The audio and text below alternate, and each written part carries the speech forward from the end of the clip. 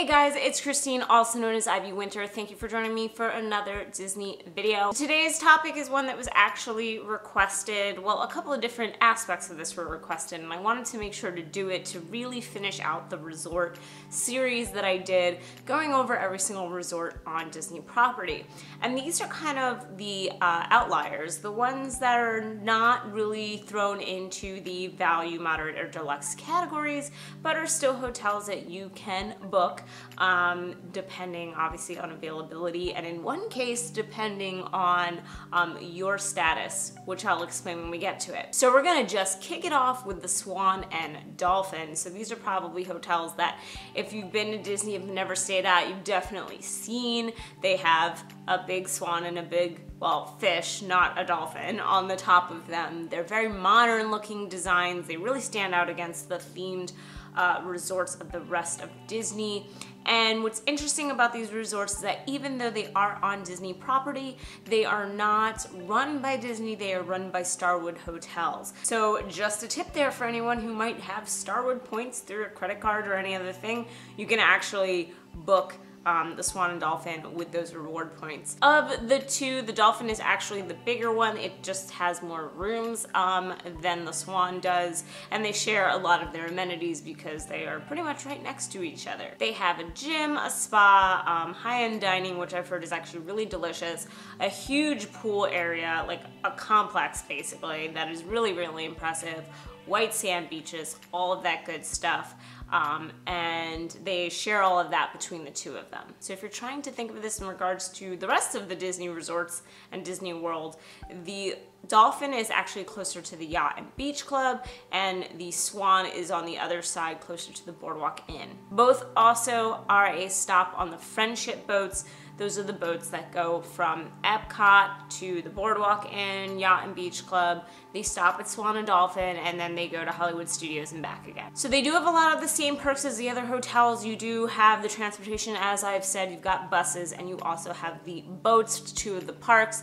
You can book fast passes 60 days out, and I believe you also do get the perk of free parking if you're staying on property with them. However, they do not utilize Magical Express, which is really important to note. You will not be able to use Magical Express to get from the airport to the Swan and Dolphin. You'll have to likely call a cab instead. So that's the one perk that I know that they do not have, which could be a major bummer for some people if you're considering where to stay.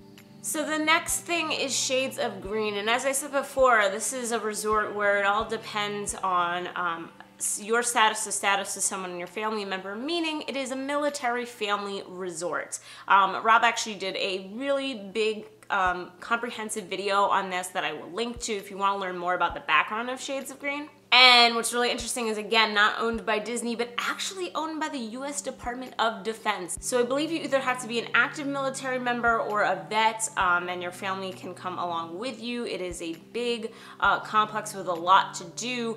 Tennis courts, pools, hot tub, fitness center, and it actually has a walkway that goes from Shades of Green to the Polynesian because it's in that area. It's across the street basically from the Polynesian. Right now I know that walkway is under construction, but normally you are able to walk from the Shades of Green to the Polynesian or the transit center if need be. The entire resort is themed in more of a country inn sort of feel, not as heavily themed as other Disney resorts, but it definitely has that kind of vibe for it.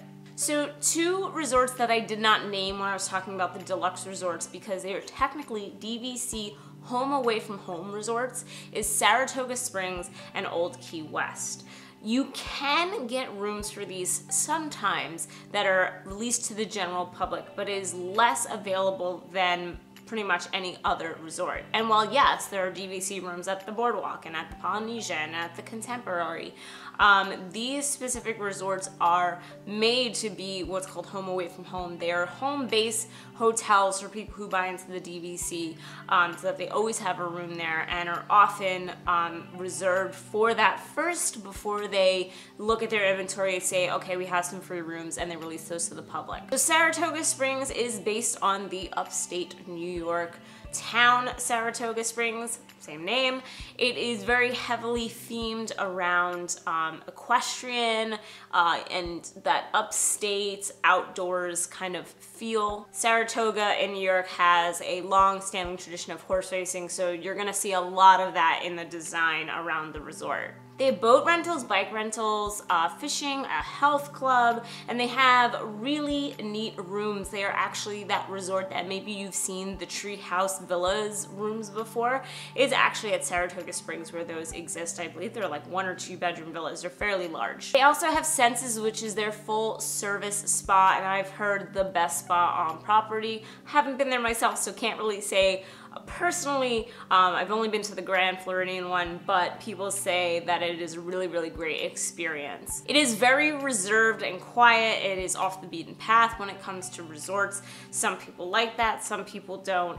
If you ever have an opportunity to book it as a regular public room, you're probably going to be paying in the deluxe prices of anywhere from about $400 to $600 depending on the time of year, and even more depending on the size of your room. Old Key West Resort is like Saratoga Springs. It also is a DVC resort. It rarely has rooms available to the public, even less so than Saratoga Springs. It's designed to feel like turn of the century Key West. It is meant to be a place of rest and relaxation. That's kind of what they're going for with their decor. And true to being DVC, it is really great for families. They have 3-bedroom villas that can hold up to 12 people, which is kind of insane.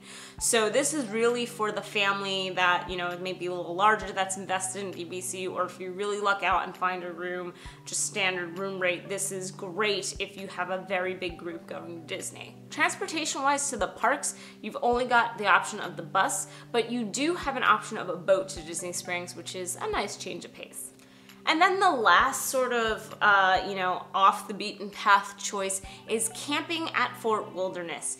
And I mentioned before that you can stay at Fort Wilderness in the cabins, which holds up to 6 people. And I've done this before and it was really, really great.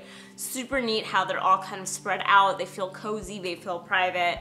But if you keep going through deeper into the property, there is a camping section.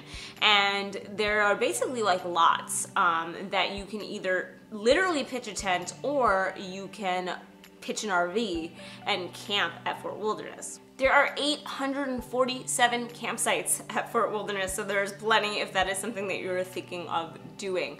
The size of the lots run anywhere from 25 feet to 25 feet or to 65 feet. So again, if you have an RV, you want a bigger lot. If you're just doing the pitch up a tent thing, you need the smaller lot. They have running water, electricity, Wi-Fi, even TV and cable hookups. So this is like, you know, kind of glamping if you really want it to be. You have all the basic amenities of a resort in that way, but obviously you're doing it a little bit on the cheaper side. There are charcoal grills and picnic tables, so you can do a cookout if you want to, which is really cool.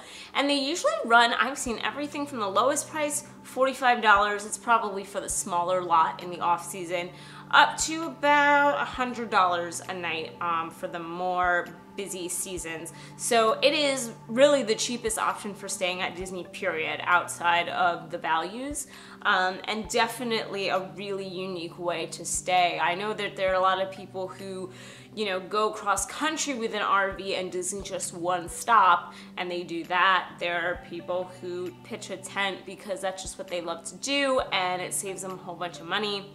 So it's really, really interesting option that they've always had, and I think a lot of people don't even realize that you can do this. So that's it. Those are the kind of, you know, outside of the normal tiers of resorts that you can stay in.